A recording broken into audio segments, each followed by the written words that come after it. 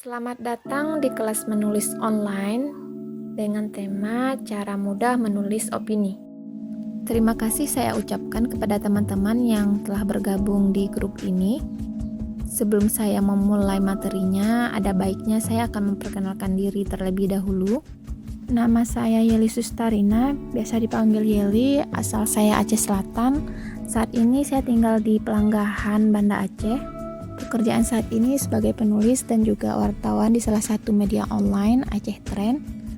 Dan bila teman-teman ingin menghubungi saya bisa melalui nomor WhatsApp berikut atau email berikut ini. Sebelum masuk ke materi, saya ingin menjelaskan sedikit latar belakang awal mulanya saya menulis opini.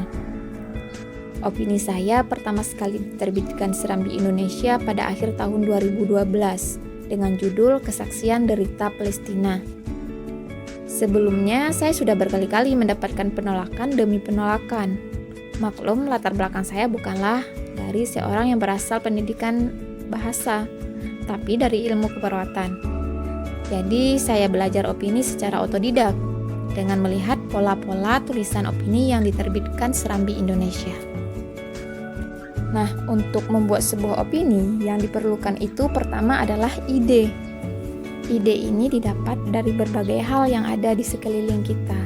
Entah itu saat bawa motor, di kamar mandi, jalan-jalan, waktu salat, waktu sedang santai, sedang baca buku, dan sebagainya. Nah, kemudian ide itu dicatat. Sediakan pulpen dan buku kecil yang bisa dibawa kemana-mana untuk mencatat ide yang kita temukan. Biasanya aku seperti itu. Bahkan saya menyediakan satu kertas dan pulpen untuk di kamar mandi. Karena kebanyakan ide saya saat berada di kamar mandi, makanya saya taruh pulpen dan kertas. Jadi ketika muncul ide itu langsung dicatat supaya nggak lupa. Ide-ide yang kita dapatkan tadi dipilah untuk dijadikan sebuah topik yang akan diulas lebih lanjut. Poin kedua yang perlu diperhatikan yaitu dengan melihat fenomena yang ada di sekeliling kita. Kaitkan ide yang kita dapat dengan fenomena atau kejadian yang sedang hits saat ini. Poin ketiga, cari informasi tambahan untuk memperluas topik yang akan dibahas. Informasi ini bisa didapat dari pemberitaan yang ada di internet, buku bacaan, bertanya kepada seseorang, ataupun merunutkan beberapa kejadian yang kita alami.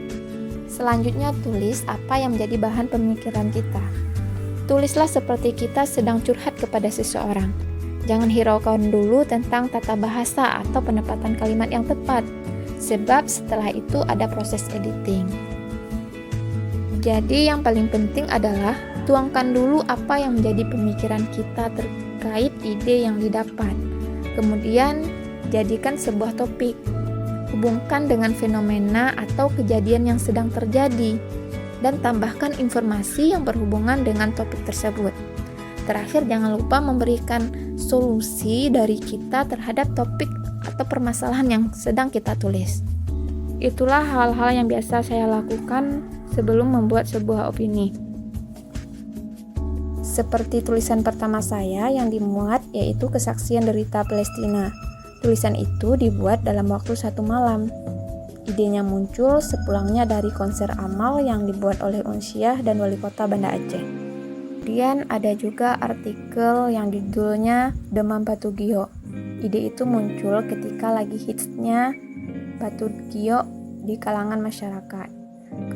Ada juga artikel Pesta Pengukuhan Wali versus Jeritan Hati Rakyat. Idenya itu muncul ketika lagi hitsnya berita tentang pengukuhan Wali Nanggro yang dananya itu begitu fantastis. Beberapa artikel lainnya juga merupakan idenya dari beberapa kejadian atau fenomena yang sedang terjadi. Di buku Bukan Catatan Kartini, saya menjelaskan satu persatu bagaimana proses ide itu muncul sehingga menjadi sebuah tulisan. Setiap tulisan mempunyai latar belakang kenapa tulisan tersebut ditulis. Sekarang bagaimana opini itu bisa tembus ke media massa? Baiklah, saksikan video berikutnya ya.